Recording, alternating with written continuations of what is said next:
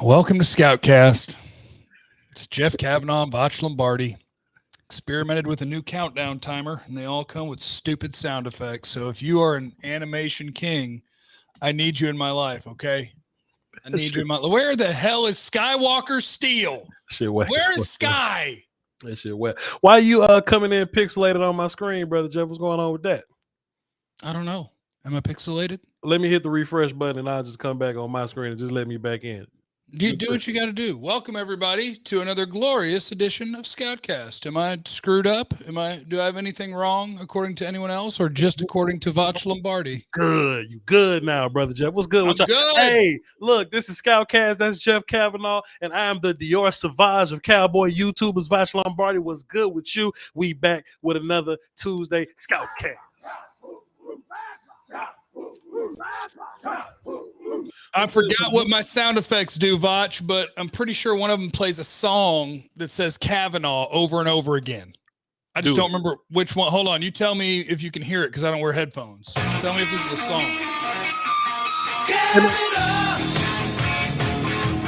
I mean, that's the thing. What is that, copyright free, man? What is that? Yeah, it's good. Trust me, it's good. It's fine. Is that copyright free? Yeah, it's fine. Trust me. Okay, that's cool. Yeah, it comes from buddies of mine. They created that. They have a beat maker, so whatever they do, they dodge it. They make it right. Oh, that's some high level shit then, Kavanaugh. Oh yeah, we got people. We can get intros made. Yeah, I got people. Oh man, if it was a little more gangster and had Voch Lombardi in it, that'll be something I'd be interested in if you just tap your friends on the shoulder.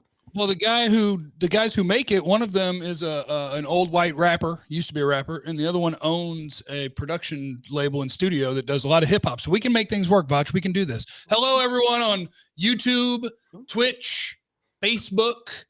I need the followers on Facebook. So if you're on Facebook, I need you to find me on Facebook, Jeff Kavanaugh. And I need to make sure you're following that because that's the one that needs the numbers, okay? I love you everywhere. I need the Twitch subs. I need the YouTube. I need all of you in my life. But Facebook, I have a certain goal in mind, and I'm trying to hit it.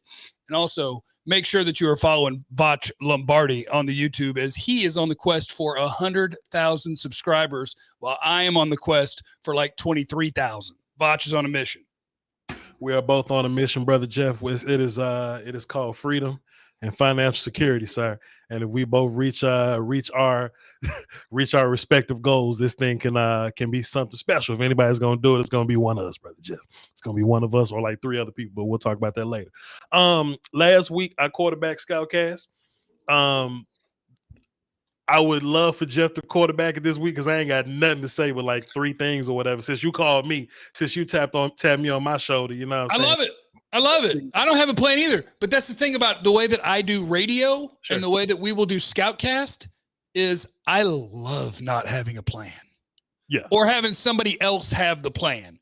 For instance, I haven't done a single video since the Cowboys Patriots game. Right. Just because burnout, whatever you want to call it, right? I'm like, God, there's a lot of shit going on. I'm just gonna chill out for a while. Mm-hmm. But if I did, the thing that jumped out to me about the Cowboys Patriots game, what I want from you, Voch, is when I'm done, you have all this time to think. When I'm done, I want what you learned out of that Patriot game, or what like what jumped at you and made you think like this is something new. Or like this is something that's going to be awesome that I wasn't sure about before, because my favorite thing in the game was 2 players. Okay? Randy Gregory ready to get paid right now. Okay, so and that's one of them, right? Is because the 2 things that jumped out to me is things that happened back to back that I thought was like, oh shit, that was his. What's up? It's my time. And for Randy, it was, oh my God, they threw a touchdown to Jacoby Myers. Oh, no, they didn't. And why not? Because Randy got held, because Randy beat somebody. And on the very next play, Randy got the strip sack. So it was like back to back. It was like, you don't get a touchdown and we get the ball. Randy Gregory's here. What's up now? Then same thing. CeeDee Lamb. PI takes them all the way to the 1 yard line. Very next play, fade to CeeDee Lamb. Hello, CeeDee Lamb has arrived. So to me, that was like the coolest moment of the game, because the two dudes that are like breaking out, or maybe for some people already have broken out, like they made their statements: penalty because of me, turnover because of me, penalty because of me, touchdown because of me. And that was my moments of, that was what kicked ass about that game. So give me your number one. CeeDee Lamb and Randy Gregory, first and foremost, brother Jeff, because we could do 30 minutes on these people just alone. Who you want to talk about first, Jeff? Offense or defense? I got you, sir. Go Randy. Go my guy. This is what is so interesting about Randy Gregory, and I like to think of myself as a frontline soldier in Cowboy fandom or whatever. I'm not too much of an analyst to not consider myself a real fan, so I try to equip other Cowboy fans with information. The one thing I don't want us to do is, they love these guys now, but when Randy start making money, they're gonna start talking shit about him, right? Just because you don't see sacks in the box score don't mean Randy not getting busy. You know what I'm saying? So yes, Randy got 2 sacks here, but that means nothing in the grand scheme of things. Randy got like 8 pressures, and Mac Jones was nervous the entire game. Look, Game Pass ain't easy to access or free no more, but I encourage you, if y'all get a chance to rewatch the game, go on YouTube or something. Every time Randy got close, it was a dump off to the running back, right? And if you look deep and just take a look at what was going on in the backfield, there was a deeper play that could have happened. There was a bigger pass that could have been got. But Randy Gregory was such a terrorist, and shouts out to Mac Jones for a rookie. He felt it. He would feel it and just dump it out to the running back. Bolden got so many catches because Randy was terrifying. Also, what I like about Randy Gregory is that he's getting better as the season goes on. Like once upon a time, like in the first couple, well, there was a game, then there was COVID, and these games, Randy was comfortable just running around people. And don't get me wrong, he's run around people guy. Nebraska Randy, long, kind of slim, bendy, twitchy dude. Randy's learning how to use power and bullying people now. I dropped the film session on it early. If y'all want to see that, Voch Lombardi on YouTube, go check it out. He's bullying people now. And what I like about it, if you go to Randy's interview, and I'm going to talk about CD's interview too when you're ready to talk He about said that. He's bullying people too much, Voch. Yes, he's leaning into it. He's getting confidence. And I watch all the interviews, Jeff. He's even alluding to, man, I'm kicking their ass, but I need to be better with my hands, though. You know what I'm saying? And if you think about it, Randy, like what, 28? But he's 28 or 20. Yeah, going to be 29. But he only played like 18 games. You know what I'm saying? So Randy's still 25 in football years, bro. So in my mind, you got to pay that dude because he's not even who he's going to be right now. Go ahead, Jeff. Yeah, and so the thing with paying Randy is like, if Steven, if you're watching and listening, which I know you do, Steven's a big time Scoutcast guy. Of course. I mean, the sooner the better, dude. Because if you let it get, I mean, I guess you do have the franchise tag, but if you let this whole season play out, there is a chance that Randy, like right now, he's got 4 sacks through 6 games. Sure. So even on his current pace, it's like 11. Mm-hmm. But if you let that dude put on tape in his first real full-time season with a real off season, if you let him put on tape 12 or 13 sacks, he becomes like 7 or 8 $20 million edge guys. Sure. Maybe at age 28, without a huge track record, he doesn't become a $20 million man. Sure. But he's going to come a $16 to $18 million man on the market at least. So they might already miss the boat on trying to get the discount. Sure. So just pay market value. Because here's the other thing about Randy.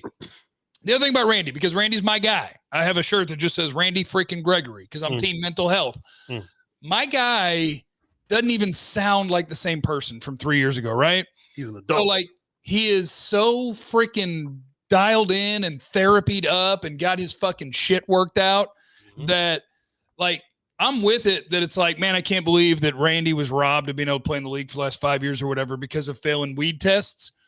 But also, I love what he has done in that time because he is a better, healthier person than he ever would have been, I think. So it sucks that his paychecks got stolen for not being able to pass weed tests, but I love where he is. Yeah. Like in my brain, you have zero off-field concern with Randy Gregory. He's going to be a locker room leader. He's one of the most mature people in the world. He's a freaking genius. Sure. He works, and now he's super good, and he'll never be suspended. That dude is getting paid.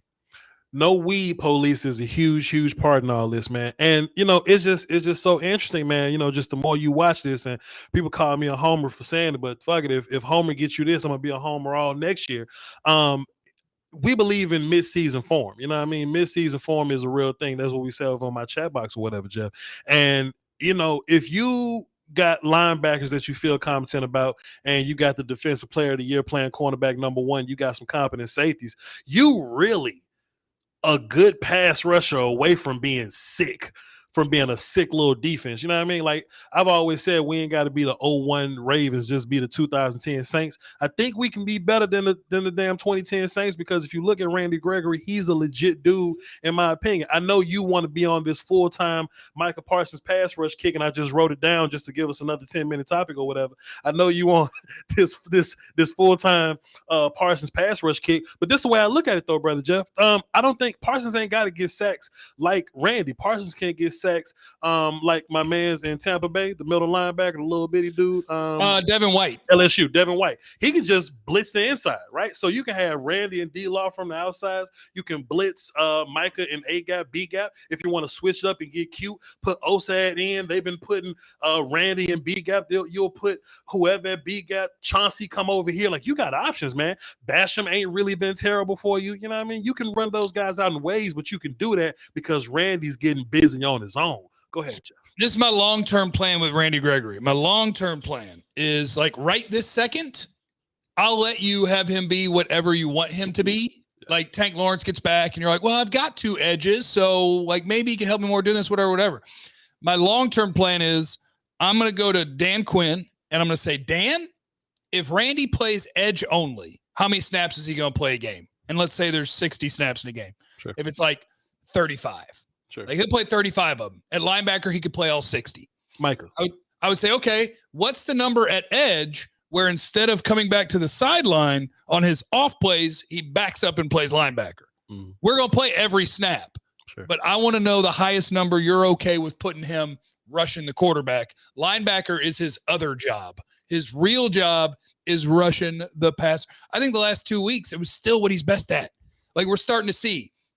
At camp, Randy made some plays in coverage. Or not Randy, I'm sorry, Micah. Have I been saying Randy a lot? You've been saying Randy, but we got you. We love you, Jeff. This is YouTube. Micah. So Micah in camp, even early in camp, was like, holy shit, he covered a guy. Hadn't seen that at Penn State. Holy shit, he lined up and rushed pass. Hadn't seen that at Penn State. But the coverage part of it has not stayed what we thought initially. It was like, holy shit, he's making plays. Holy shit. Like we have now reached a point where it's like, why did the running back kind of beat you on this route? The answer is because this is still new to Micah Parsons. He's still not a coverage linebacker. Sure. So when in doubt, I want that dude rushing the passer every time you have an inkling it's going to be a pass play. If you want him to be a roamer when they might be running the ball and just get sideline to sideline and blow shit up, that's great. But if you think it's going to be a pass play, I want that dude going forward. Jabril Cox can cover the running back. Jabril Cox can come cover the running back. Keanu Neal can cover the running back. Micah Parsons is hunting quarterbacks. So this is my question as we divert to Micah for 2 seconds before we get to CD.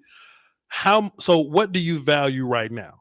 Because, of course, Micah helps you right now in the Super Bowl window, but Micah has the potential to be one of them dudes, right? And the only way he turns into one of them dudes is like reps and being thrown in the fire. We got to hate Micah Parsons for a couple games in order for him to turn into the linebacker that he really is. The same thing with Diggs, really. You know what I mean? Reps are the thing. So what do you value right now with Micah Parsons, Jeff?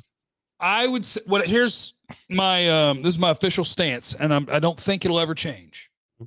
If Micah Parsons can be Von Miller, I don't want him to be Fred Warner. But he can be both, though, Jeff. That's what I'm saying. We don't have an idea of what this player can be. He don't exist. We got the first one. Yeah, that's not the pack. You know what I'm saying? We don't know. I guess that's the easiest way for me to say which part of it I value the most. If he can be Von Miller, every snap that he's being Bobby Wagner, I think is being wasted. because what Von Miller does, what TJ Watt does, is more valuable than whoever your favorite off-ball linebacker is that's kicking ass. They're impacting the game more because they are jacking up quarterbacks. I want Micah going forward. If you want to do that in Micah in coverage versus Micah pass rushing, I agree. But I do think on these early downs, like these run downs or whatever, Micah should just probably be linebacker and just run and hit people because he's 4'3", 40 dude that just runs and hit people. You know what I'm saying? Yeah. Pole Man's Closet dropped 5 in my super chat. He says, can we please throw Mike McCarthy off a bridge? We could talk about Mike McCarthy for like 8 minutes. I wrote that down. I agree with you, brother Jeff. We'll touch on that later. I know you got supers over there. I've been seeing them in the Y'all leave Mike McCarthy alone. Jeff, we're going to talk about it later, man. Talk about your money, man. And I got one more from Dalton Miller. Hey, Dalton Miller, what the fuck is up, man? He dropped a dime in the super chat. He says, just tell Jeff he sucks, Jeff Dalton. So you said, maybe buy a drink with Tenor. Who is Tenor? I don't know. Maybe he's saying the $10 he gave you. With the tenor. Oh, shit, my bad. My slang was, all right, with the 10, buy a drink with the 10. Appreciate you, Donald Wakanda forever. You know what I'm saying? Give you a little hug right there. Appreciate you. I guess I shouldn't have talked shit about Dalton on Twitter to Dalton and Sky. Maybe he would have hooked me up. Mike Fisher is my dope dealer. Hit me with a two-piece. He said, hashtag ask for help, which Dak has on his wristband because he's a mental health hero. What up? Jay Moon, can we stop talking about Tyler and replace Connor Williams? We're trying to replace offensive linemen left and right. Connor did stop holding, but yeah, both of them got some issues. But Biotis is getting better, and Connor's better than people give him credit for. So Mike Fisher is my dope dealer. Give this money to KZ so he could take an Uber next time. Okay, we got drunk driving jokes. I see what's happening. Joe DeMaio, sacks matter more when you don't have guys taking the ball away at the second level. If you have people taking the ball away, then pressure works more. Ask Anthony Brown. He had a pick 6 on a Randy Gregory pressure. So that's that. Oh, Michael Keith Garrett, shout out for 25 in the super. Jerry pays early for running backs and broke linebackers. We pay early for the Gregory. Positive move. Yeah, you can ask some questions, man, about the way they spend and the why and the how and the who and the where. But we did sit down with Steven before this season started when we were at camp, and I asked him about Randy Gregory, and he made it sound like, look, we expect him to be really good, and we look forward to paying him. Yeah. So, like, he's set the expectation that Randy Gregory will get this money. They're not going to just let him get away. Scoutcast from Human Being, updated record predictions for end of the season. It's either going to be 12-5 or 13-4. I'll go 13-4 and homer it up because I could go either way. 13-4. Voch? I mean, we going undefeated till somebody beat us. So damn it, Voch. So that's what, 16-1? Okay. Yeah, right. Okay. Yeah, that's a good way to do it. I see what you're doing. Okay, that's smart. Now I'm the hater. I say 13-4. Now I'm the hater. I got it. Brother Jeff, CeeDee Lamb had the most amazing quote to me. It meant so much to me. I wanted to cry for him. In the post game after the Patriots or whatnot, CeeDee was talking to the reporter people, some of your colleagues there, and he was just talking about how much he loved Dak. He told Dak he loved him 3, 4, 5 times, and what that meant to me was, and after that he followed up with last year wasn't like this. What that meant to me, brother Jeff, is he's seeing what Jalen Reagor could be going through, you know what I'm saying? Or he's seeing what these other little scrubby cats could be going through, or like Jerry Jeudy, he's hurt right now, but he was getting passes from Drew Lock and shit, you know what I mean? What I like about CeeDee, dog, is CeeDee understood, like, bro, this shit could go real bad for me, right? But I got a gang of running mates at the wide receiver position. I got a fantastic offensive line, regardless of what Cowboy fans say about my left guard and center. I got Zeke at running back. Foe is at quarterback. Hold on, wait. 44 falls. Foe is at quarterback, and I got Kellen Moore as my OC. And if you think about CeeDee Lamb and a young dude coming off a game like this and coming down with all that emotion, that's something that you got to realize and think about, bro. You was one decision. So much happens on draft day, bro. Like, he could have been a Panther or something. He could have been anybody. He could have been a Jaguar. You know what I mean? He's one draft decision away from being miserable. But I love the fact that CeeDee Lamb is embracing this sophomore year of his. Jeff, did you have something on that quote, Jeff? Just a thought on that quote? Yeah, I think it's a combination of things. I think one is you see that your situation is really, really good. And two, I also think it's kind of the transition where this has become more and more where it's one of those things that you can't really quantify. You just watch the interactions between the players and you observe what is happening. And this is Dak Prescott's team. Yes. And the vibes, 5-1 is obviously part of it, but it's not, hey, good job. That it's full on man hugs after that locker room. And I'm gonna give credit to, I guess there's a lot of different people you give it to, but I think it's one, this is Dak's team. Two, I think Dan Quinn has half of your locker room vibing. And three, I think Micah Parsons is contagious. Sure. I think even as a rookie, when you get that dude who shows up, who's super duper good, but also hates not working, it all fits. Do you want to talk about his post game shit too? Like Michael was pissed off after this W because he didn't play good enough. Like, did you want to expound on that too, brother Jeff? Well, I do. I don't think he played great in that game, but it's just that's part of the reason why I like him rushing the passer, because it's easier. Well, first of all, it's an easier job.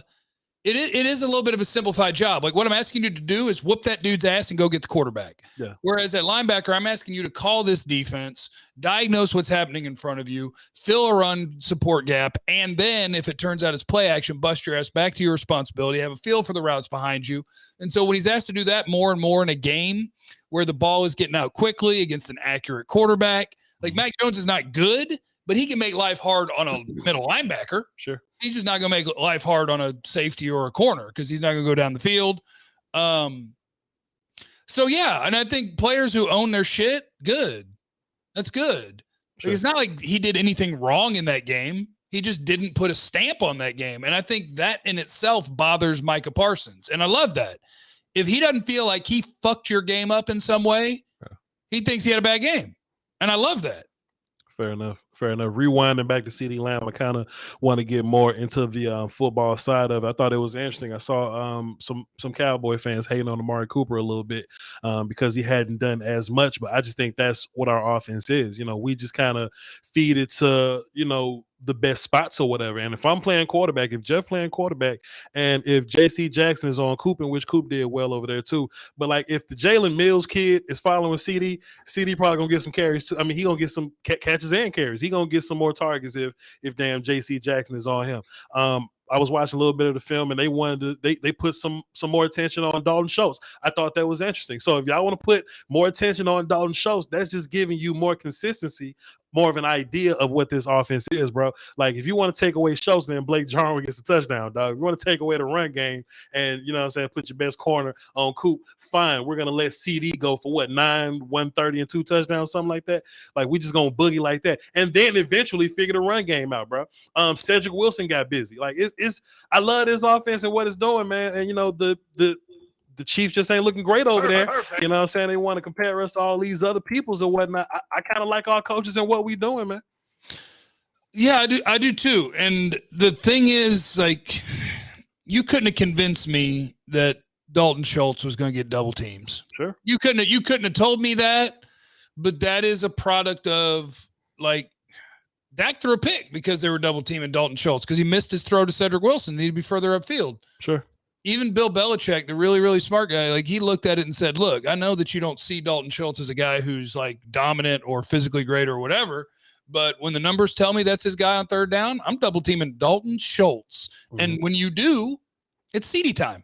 Sure. And that's the only thing I wonder about this offense is, are we going to get to a point where we won't have games where CeeDee has 3 or 4 or 5 targets? Will he become a must-have double-digit target guy if they're not really cheating to him?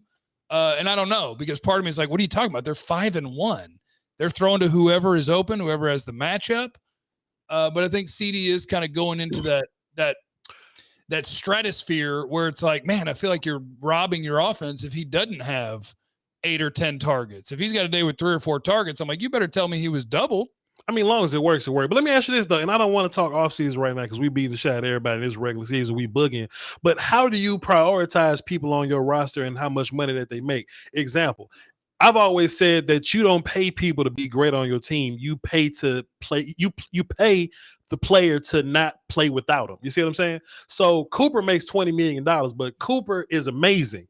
But Cooper may not get that production in his offense. But Cooper may have his day where he needs to be great in his offense. You see what I'm saying? And a lot of people could be like, well, I'm not going to pay Amari Cooper if he's only getting 5 catches for 55 yards. But Coop's 200-yard games may be week 12 and 11. You know what I'm saying? The overall scheme of this offense, there's somebody great everywhere. And if Cooper wasn't there, then the rest of the offense looks different somewhere. How do you prioritize that? Good question, Voch. Great question.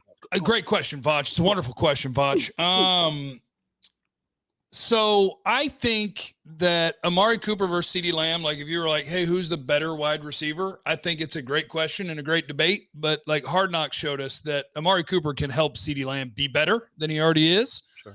And Amari Cooper, and maybe this will change somewhere right around now, but up until this point, Amari Cooper has been the real life number one wide receiver. CeeDee Lamb's never lived that life. Sure. So anytime that you have a dude that puts everyone else into their role and gives them their matchup, he's worth every penny.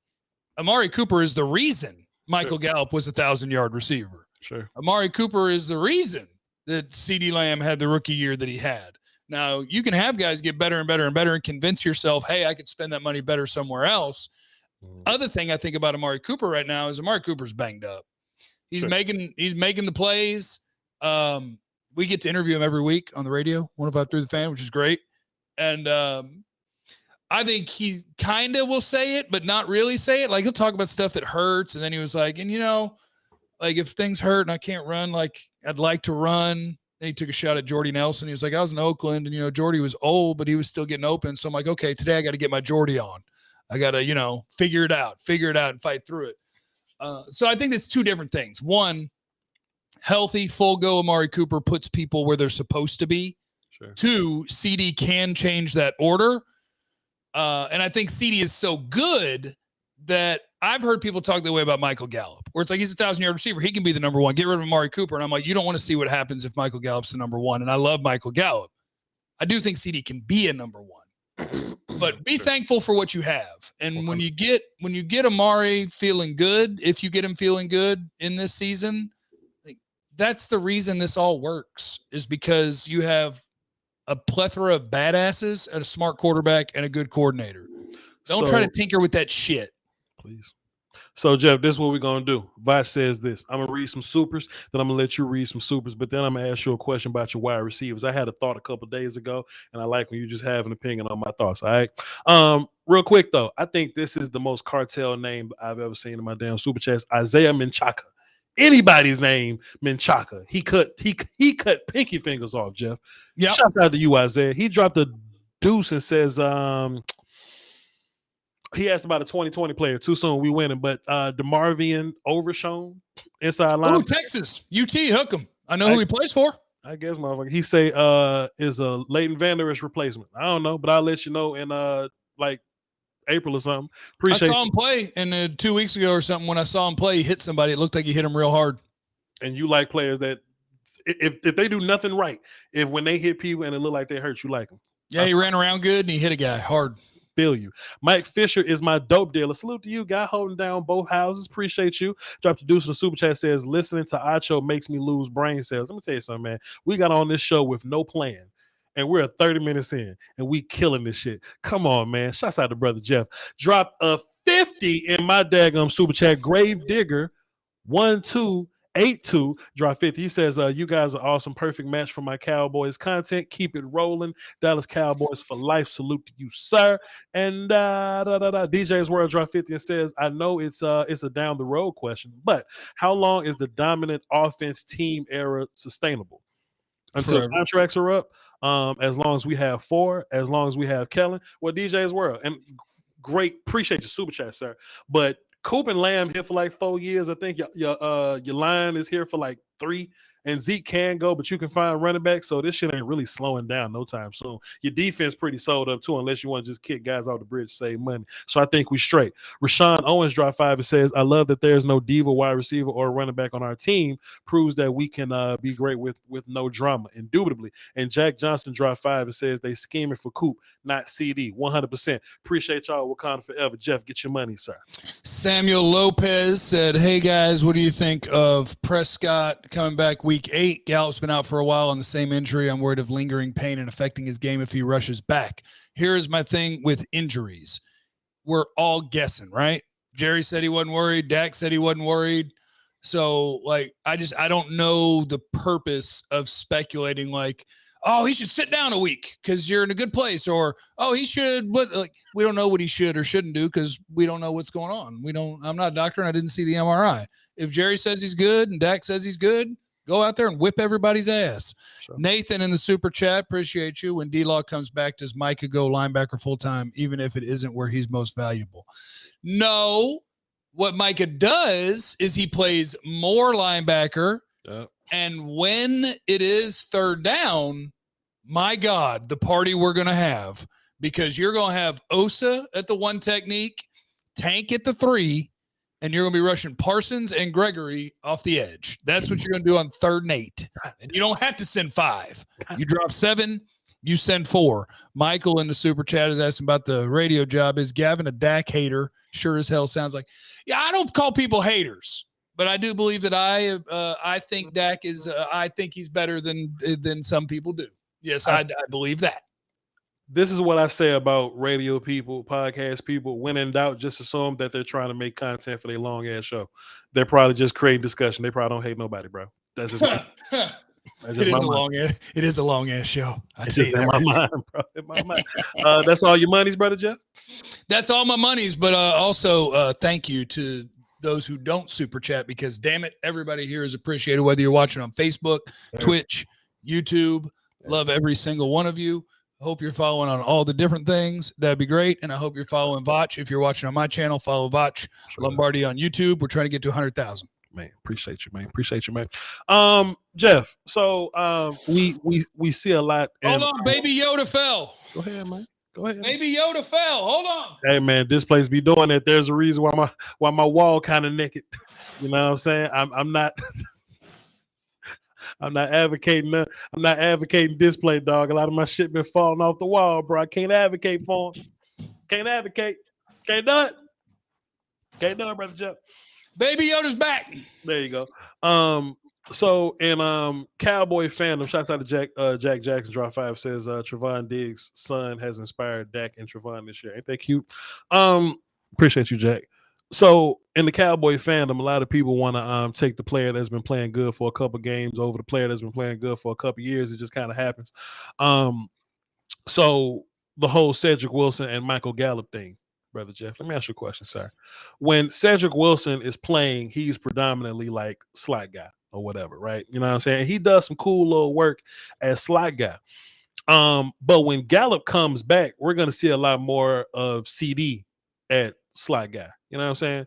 I think we're the more powerful team when CD is slot guy. So I just kind of want to ask you a question. You know what I'm saying? Are we more powerful with CD as slot and Michael Gallup outside, or CD as outside and Cedric on the inside? I think a lot of Dak's easy routes, a lot of Dak's comfort routes, I call them comfort routes, they come from tight end and slot dude. And I think CD's probably going to be more dangerous when he's lined up closer to Dak. So we probably need Gallup back sooner than later, even though Cedric Wilson is playing very respectable for what we expect of him. Go ahead, brother Jeff. All right, I'm a stat you right in the face. Please. I saw a stat today. I believe that Anthony, you're a very observant man commenting on YouTube. That's all I'm going to say. That's all I'm going to say. That's all I'm going to say. Okay. So anyway. Smart guy. Go ahead. What I was going to say, the stat I saw is that CeeDee Lamb, when he's lined up outside, is in the top 2 in the NFL at yards per route run. So he's killing the game outside, which to me is the big kind of proving ground. Because more people can win from the slot than from outside. Sure. Outside's a different ball game. Sure. The fact that he's showing he can win everywhere, this team will be even better when Gallup gets back because you have the option to play Cedric Wilson, and that's great. But what a lot of people don't realize is Michael Gallup plays a lot of X. Yeah.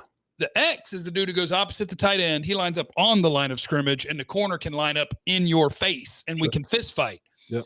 Amari Cooper has to play X when Michael Gallup is out. CD will do some of it. Sure. But when you've got a hellified route runner, like Amari can do that from X, but it's even better from Z, where you get a free yard to jack up a dude on your release. So I think Michael Gallup actually can help everybody get back into a role where your offense is unstoppable, like it's not already. You're getting 34 a game. But yeah, I think Gallup coming back and Gallup outside at X, letting Coop and CeeDee play Z and whatever you call the slot in your lettering system. That is your best offense. Gallup is the better flanker because he's really one big muscle. You know what I'm saying? And he just gotta muscle guys around. So 100%. But what made me say that though, I remember watching CeeDee and Dak last year, and it seems like they had a good relationship for that seam. You know what I'm saying? They just had a good relationship for it. I know when I'm clearing the linebackers and safeties, and I just got that angle. You know what I'm saying? That perfect little angle, and then Dak can kind of just hit them. Another storyline we've been talking about on my channel, Jeff. Everybody should come check us out, Voch Lombardi. On my channel, Jeff, is CeeDee has been incredible only just being a wide receiver guy. CeeDee hadn't gotten into his yak bag last year. But CeeDee took the peanut butter, he got bigger, stronger. The game slowed down for him. CeeDee's getting into that yak thing now. You know what I'm saying? So in my mind, just being predictive cowboy coach dude or whatever, I get CeeDee the ball on some quick stuff from the slot and let him be yak guy. You know what I'm saying? In my mind. And I think to your point, one of the underrated plays of the Patriot game, they ran the jet sweep. Now I don't remember the exact order of like when they got stopped 3rd and 1 and 4th and 1 trying to run up the gut and they turned the ball over, and then the goal line they got stopped on 1st, 2nd, 3rd, and 4th from the 1, although they didn't get stopped on 3rd. That was bullshit. My quarterback scored.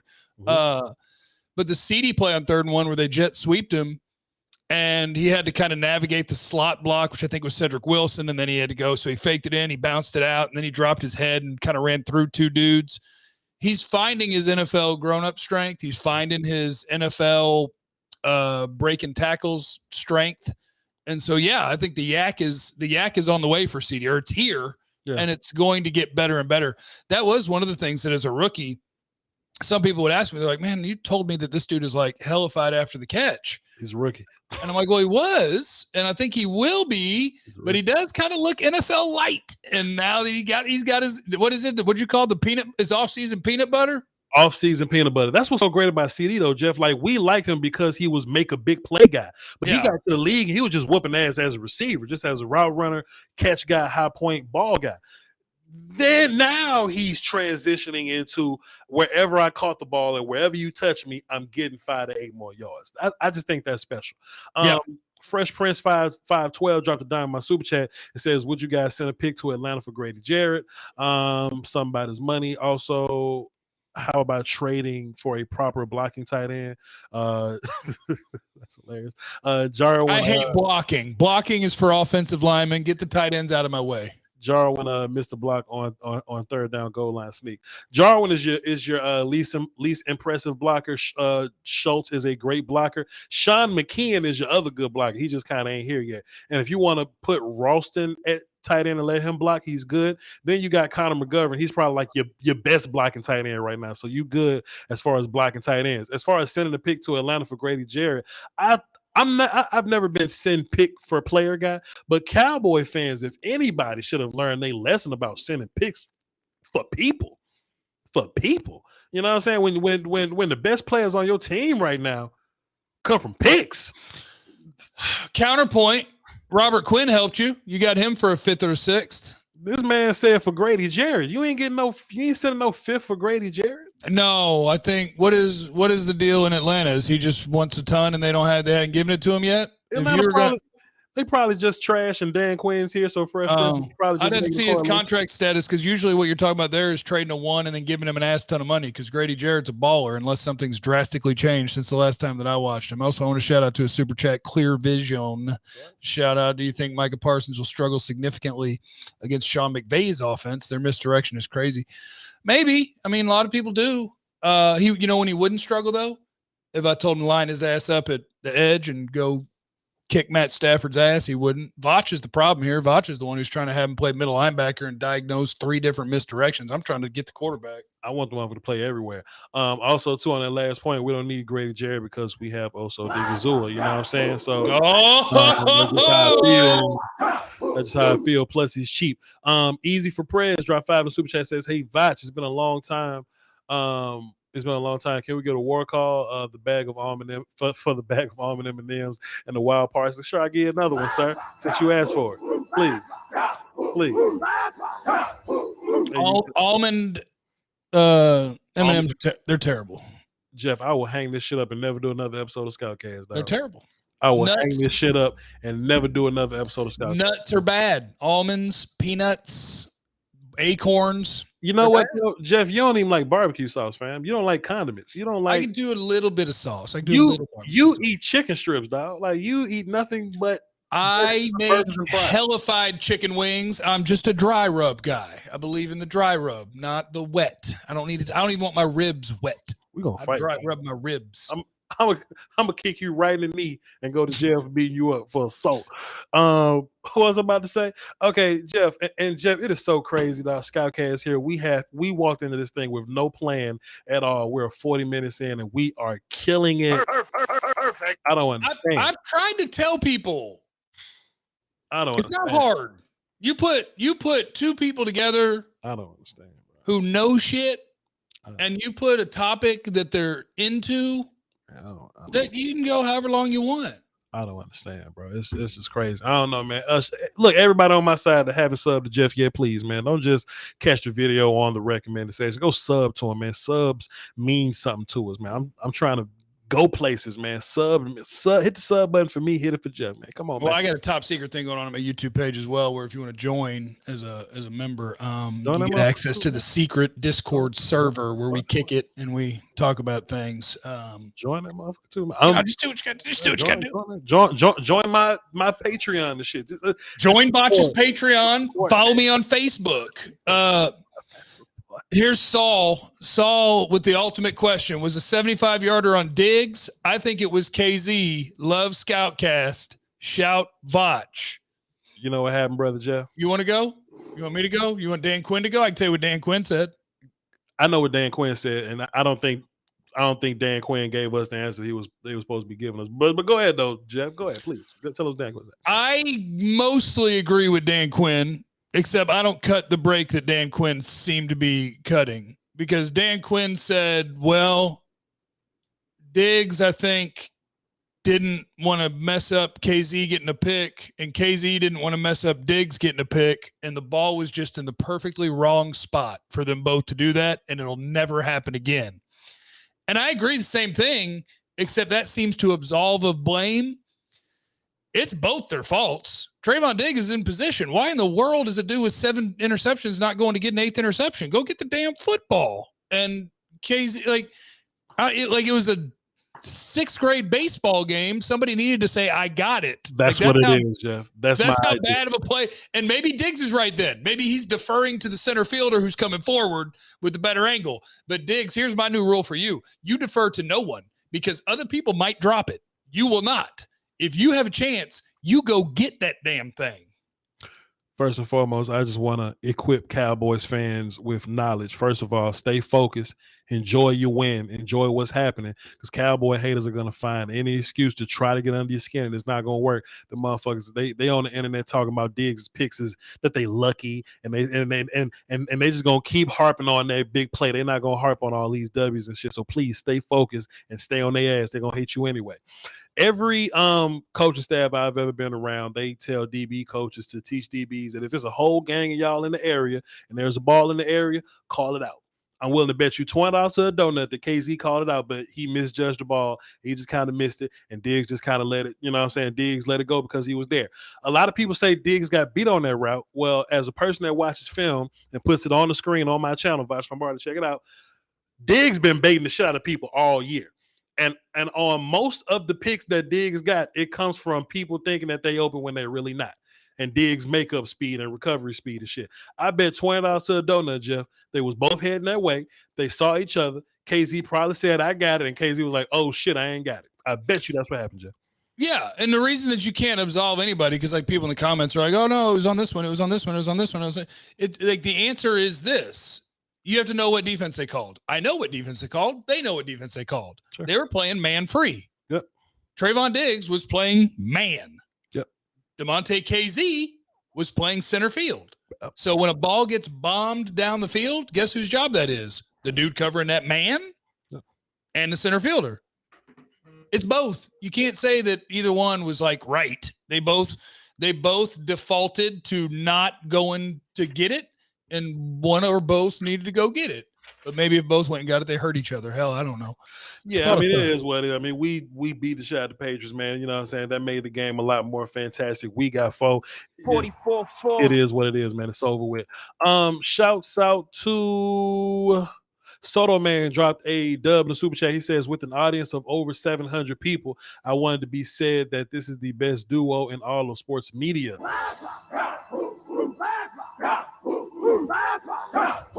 Appreciate you, sir. Go ahead, brother Jeff. Yeah, I'm just gonna hit a button and see if this is still what I think it is. Just tell me what you hear. Tell me, is this Brad Pitt in the movie Seven? What's in the box? What's in the fucking box? I guess. Somebody asked him what's in the box. I mean, that's what he said, but I haven't seen Seven. So, I mean, you know, I just, you know. Oh, okay. I guess that's what it is. As a bit that I put that audio into my little board just to do one segment, because I like to do, if there's something interesting in the box score, I call it what's in the box, because then it's like suggestive, the title, but then also that. Anyway, Shooter McSwaggin, my buddy, super chat, say go Cowboys, but what's y'all's ideal Thanksgiving plate? Spaghetti is a side, baby. Go ahead. Stop that shit. By the way, Shooter, I saw earlier on Twitter, he had a chicken on top of his truck. So I don't know what the hell y'all are doing wherever you're at, Shooter, but there should not be a chicken on top of your truck. They sell drugs. Go ahead. The ideal Thanksgiving plate, and this is how you're going to realize, Voch, that I am way too plain, just like we already established. The ideal Thanksgiving plate is, you know, the little brown and serve rolls. You just put them in the oven and heat them up, and they're ready to rock. Mm-hmm. So you get you about 4 of those, maybe 3 or 4 of those. You get some brown gravy. You smoke the turkey, because if you don't smoke the turkey, or I don't know, maybe like air fry or whatever, you smoke the turkey, because otherwise you're gonna have a dry ass turkey if you put it in the oven. Those suck. So you get your smoked turkey, and you make little tiny sandwiches on the brown and serve rolls with brown gravy. You dip the top part in the brown gravy. You put the turkey on there. Bow. You make about 3 or 4 sandwiches of those. You get you a plate of green beans, turkey, rolls, and really I don't need anything else. I can't think of what else I eat at Thanksgiving. Can I have mac and cheese? Mac and cheese is good with anything. Mac and cheese is incredible. I don't know. I mean, that motherfucker said ideal. That motherfucker said ideal. He ain't say like what you did last year struggling, goddamn. He said like what's ideal. That is ideal. I have the ideal meal. Yeah. What kind of wild code shit is that, man? You know what? If it's ideal, then the answer is either pizza or chicken. But we're talking about Thanksgiving. To be fair though, brother Jeff, I do the traditional thing because I'm not old enough in my family to call shots. I do think I'm one of the big wigs in my family now, but it's still like older people over me or whatever, so they still call the shots. But when I get somebody pregnant and I have my own family, brother Jeff, I'm not gonna have traditional Thanksgiving food because turkey and ham kind of played out to me. I want to have like a fucking taco bar for my Thanksgiving and shit. You know what I'm saying? And we just kind of do cool swaggy shit and have margaritas and shit for Thanksgiving while we watch football. In my mind, you want to have a Tex-Mex, a quinceañera, goddamn it. That's what you want to have. We just gonna do what we want to do. Did you have some supers? I had a. I got a super from Michael. Appreciate you, buddy. Damn right. Best duo. We need a game live cast. Go Cowboys. And then somebody responded to him and said, why that doesn't happen? Because I drink. And so sometimes I can't do stuff because I'm drinking. I actually go live on my channel every Sunday, and we have a good ass time. Check out my highlight tape that we do for the live streams. It's actually dope. Brother Jeff, in 2020, Xavier Howard led the league in picks with 10 of them. Mm-hmm. In 2019, Stephon Gilmore led the league with 6. He was tied with a couple other people, but the high number was 6. Then there was DeMonte KZ, him and like 3 other people. In 2020, 19, 18, they led the league with 7. Then the year before that, it was like 6. Diggs is at 6 now. He's at 7 now. Diggs is at 7 now, right? So he's already blowing this shit out the water. He's on pace for what, 24 interceptions, I guess. Well, let's see if he's at 6 and he's got 7, 6, he's 12, up 1. 18, He's up 1. So 7, 14, 21. He's probably on pace for 20? 20 or so. Well, 20 and change. 20 and some change. Is Diggs the player of the year, man? Like why is he not the player of the year? I think player of the year is a lot more than just play. I think like notoriety, publicity, and all that kind of shit go along with it. So him being a Cowboy corner and the fact that he's always on fucking prime time, he's catching these picks on these damn prime time games, then assuming that he keeps this pace up. He's not gonna get 20. But I can't fucking say he ain't gonna get 20. I can't say it. But let's just assume the motherfucker get like 12, 13 or something, Jeff. when he had which one did he have 2 in? When he had like 3 in 4 games, I was like, he's not gonna have another pick in the next game. And then he's not gonna have another pick in the next, and then he's not gonna have another pick in the next game. So yeah, I'll say the same thing. He's not gonna have 20 picks till he does, because he keeps doing it. Yeah.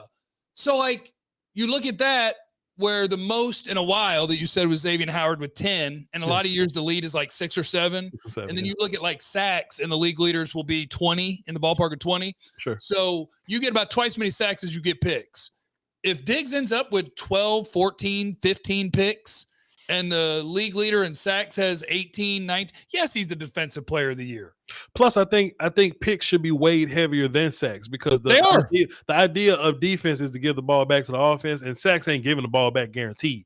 Picks guaranteed give the ball back to the offense, and I can score. I saw this shit somewhere. Diggs got more catches, 2 pick sixes, and touchdowns than Jalen Reagor right now.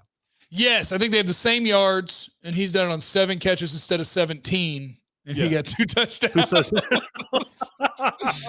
Yes, it's stupid. Go ahead, sir. Juan says, "My bad, changing the subject, but I'm thinking trading Tank and moving Micah to edge." No, we trying to win a Super Bowl. We need everybody. Yeah, we're not going to worry about any. We're not going to worry about any of those things. Here's the rules: we're not going to worry about any of those things till the offseason. In the offseason, we can come up with all kinds of wild ass ideas, because I do wonder. You know what? Let me take you here real quick, Voch, as the quarterback of Scoutcast today, dropping back to pass here. Jerry Jones this morning on 105.3, The Fan, they asked him about, hey, Lyle Collins is reinstated. All right. Jerry's answer was not, man, I'm super excited to have my Pro Bowl right tackle back. His answer was, well, yeah, it's going to be great to have him back. But, boy, let me tell you how good Terrence Steele has been. And he gets better every day, and he gets better every day. So, look, I don't think they're dumb enough to think Terrence Steele is better than Lyle Collins, but I think the way they talk about Terrence Steele all the time when they're asked about Lyle Collins is a hint that they have frustrations with Lyle Collins from not being ready to play a year ago and having to have the surgery and to this suspension or whatever. When we get to the offseason, they might talk about him if they believe in Terrence Steele. They might talk about Lyle Collins, but do you buy all of the noise? Because their noise, McCarthy hadn't said it, Jerry hadn't said it, that we're excited to have him back and we're excited to have him play right tackle against Minnesota. They haven't said that about Lyle Collins. They haven't said it, but I think that may have something to do with it's a funny dance that happens with Mike McCarthy and Jerry Jones. Mike McCarthy tries to be as secretive as possible. Jerry say, fuck it, I'm gonna give y'all the answers you need. You know what I'm saying? What I think that is, I just think that they're trying to be as close to the vest as possible coming out of the bye week. It'll be ridiculous.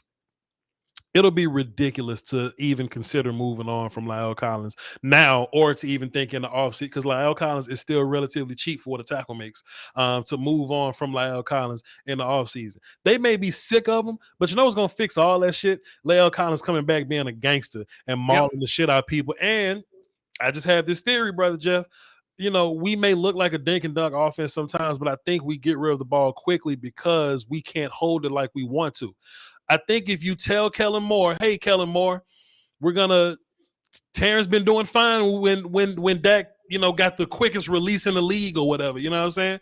But when we insert La'el Collins right here, we're going to give you another tick of time. Let's go to that other part of the playbook with the big shit in it that got all the dust you've been waiting to pull out. And that's when I think this offense is going to go to another place and another place. You see what I'm saying? So you may be sick of La'el, but we trying to win a Super Bowl right now. And this ain't the goddamn Boy Scouts. You know what I'm saying?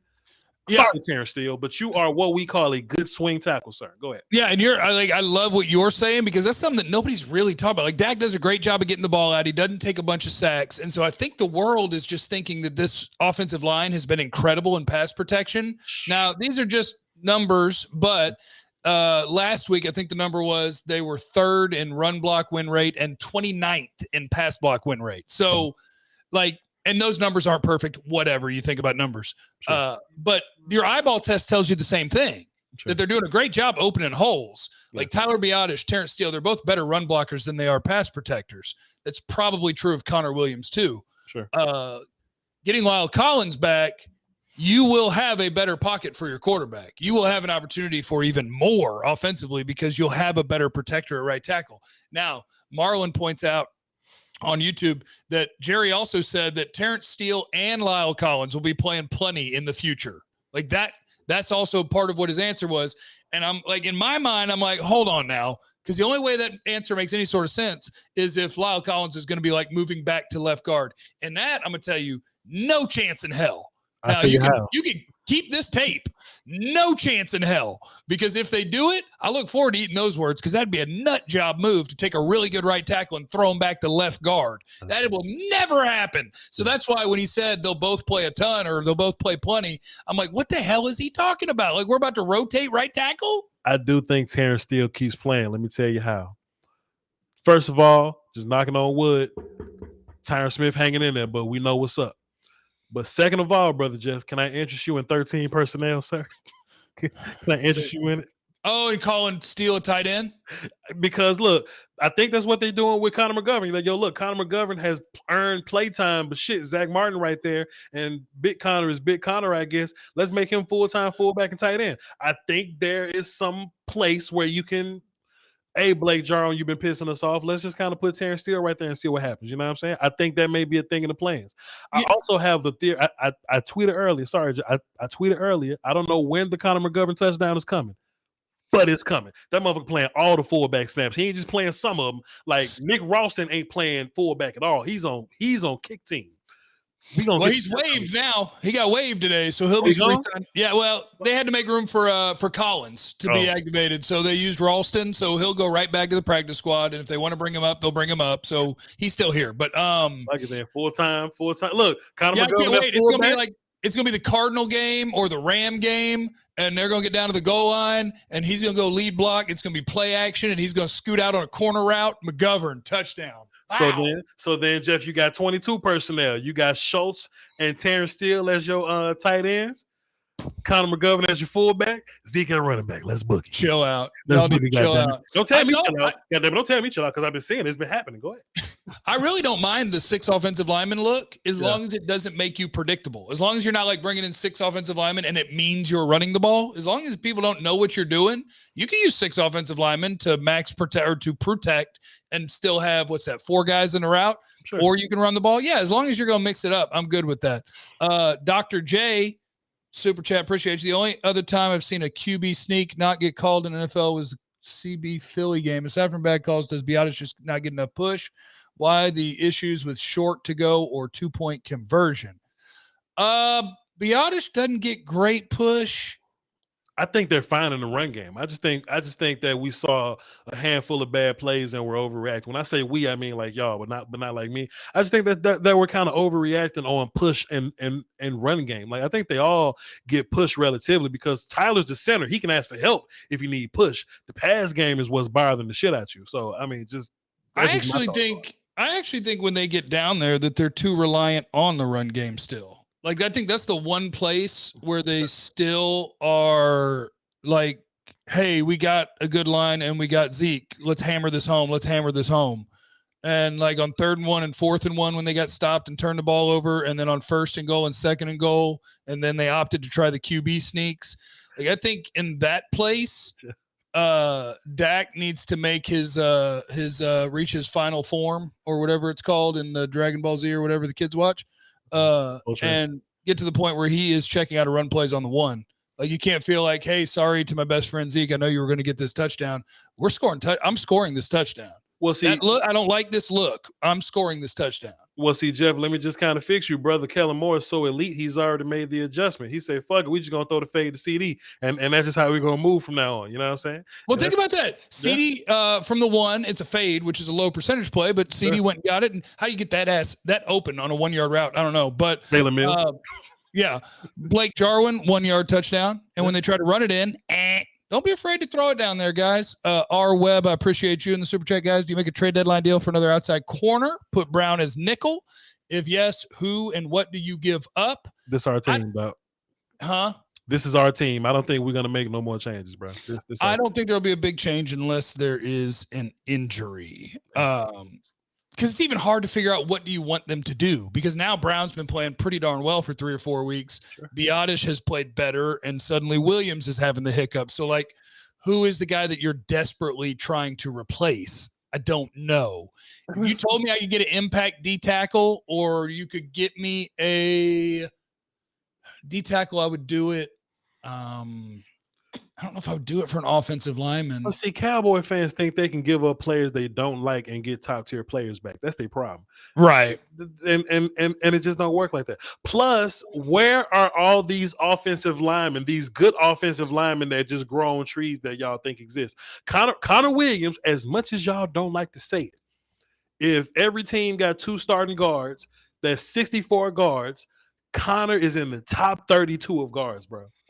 Offensive line around the league. I mean, like right now, the Kansas City Chiefs would love to have Connor Williams and Terrence Steele. Man, they'd love to. Come on, and that's the Chiefs. Let me rip through these real quick. Ruglocks just said, "Keep being you, Jeff." Salute to you, sir. Appreciate you in the super chat. And YouTube redacted. Am I crazy to think that McGovern's a better option at guard than Williams?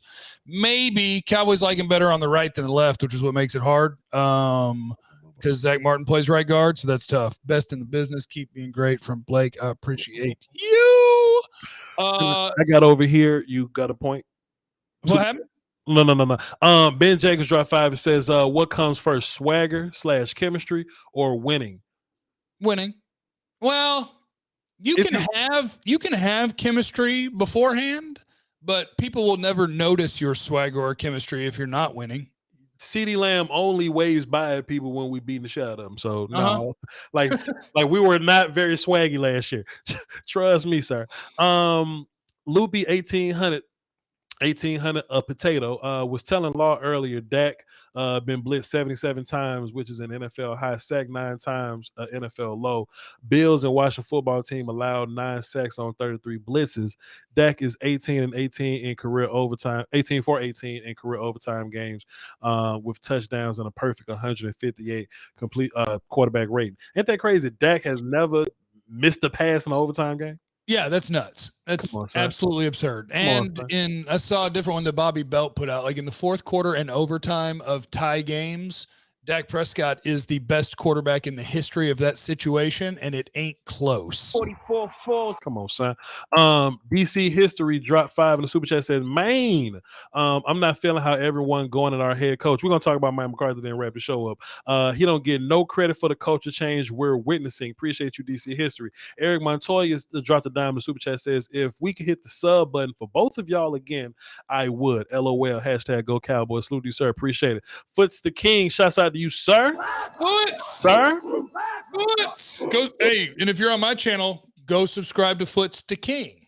Cowboy Nation TV is his handle. He is Foots the King, but his channel is Cowboy Nation TV. He says fade to CD is unstoppable. He was fade guy in college. I think he got a lot of Dez Bryant in him. We just gotta trust that. Romo was fearless in that way. Dak's a little more safe, but one day we'll figure it out. Davin Farabee dropped diamond super chat, says keep the fire going. Appreciate you, sir. Marcus Hughes dropped the 5 and says just dropping 5s and Voch's chat too. for the great content. Appreciate you, sir. Perfect. Yes, sir. He dropped 5 over here as well. Thank you, Marcus. All right. Hey, I'm going to do, this is my Mike McCarthy rant. Okay. This is going to be my Mike McCarthy rant real quick. Which button is my rant button? I had to get there. Go ahead, hit that motherfucker. Turn Turn that shit on, Jeff. I never remember which one is my rant button. Okay. Oh my goddamn pocket. Hey, let me tell you something about Mike McCarthy, okay? That man gets no damn credit for changing everything. You hated Garrett. You wanted something totally different, and you got it, and you still hate him. It's insanity. Like, Jason Garrett, the best way I can describe this is Jason Garrett believed in a way of playing football, a modus operandi of protection. Like, how can I protect this lead? How can I stay in this game? How can I, like, that was the place that he comes from. Mike McCarthy comes from a place of how can I take this game? And the players play that way, and they vibe with it, and they're energized by it. And like, if you want to give partial credit to Kellen Moore, like, Kellen was here with Garrett. He's better without him. If you want to give some credit to Dan Quinn for the defense, that's fine, and that's great. But the idea that we got to cut the nuts off of the head coach, the reason people are hard on Mike McCarthy is because he doesn't look like the Cowboys brand. Because he's a big dude with gruffy facial hair. Like, Jason Garrett got up in the morning, ran 5 miles, stood at the podium, spoke well. He was the Cowboys brand, and he matched it perfectly. McCarthy doesn't, because he's from Pittsburgh. He's gruff. He'll crack jokes, and he's big. Like, so he doesn't fit the brand. But I wanted something the exact opposite of Jason Garrett as the head coach for a decade. I've got it. I love it. The people who are killing him, like, okay, people found a way to kill him in New England for like, hey, why did you use a timeout here or there or here or there, here or there? You know who screwed up that game in New England? Bill Belichick screwed up that game 2 or 3 times. Yeah. 90 seconds left in the half against the Cowboys offense that you know you're going to have to keep up with, and you're willing to go to half like that in overtime on 4th and 3, and you're going to punt the ball away to an offense you couldn't stop all day. Conservative calls lost the game for the Patriots by Bill Belichick. That was real life. But we want to find ways to nitpick McCarthy because we've decided we want to nitpick McCarthy. Not because he deserves it, not because his resume says we should, but because for whatever reason, people decided we should nitpick McCarthy. That's what's happening. Shouts out to Rule of 2. He says, tell Voch my team toxic shirt arrived today. Appreciate you, sir. Also, if anybody want to cop the Jerry Jones, Tony Montana joint, you know what I'm saying? Come over to my channel, and there's a go to any one of my videos. There's a link in my description or whatever. You know where my shop is. Actually, I'm gonna drop a link in one of Jeff's shits or whatever. But as I answer this question though, first of all, Cowboy fans are very unfair. They hated Garrett for not going forward and being super aggressive on 4th down and shit. Mike McCarthy does, but when he does it, he's silly for it. I just think that's interesting. I think Cowboy fans get real tunnel vision because they watch more Cowboy football than anything. And what they don't realize is that even some of their favorite coaches have bad clock management issues. Kingsbury, Sean McVay, what's his face? Sean McDermott did some weird shit the other night. Vrabel, like they're all kind of like nobody's. Andy Reid is historically terrible at clock management, but Tomlin, they don't talk. Tomlin's awful. But they don't talk about that because they watch more Cowboy football than anything.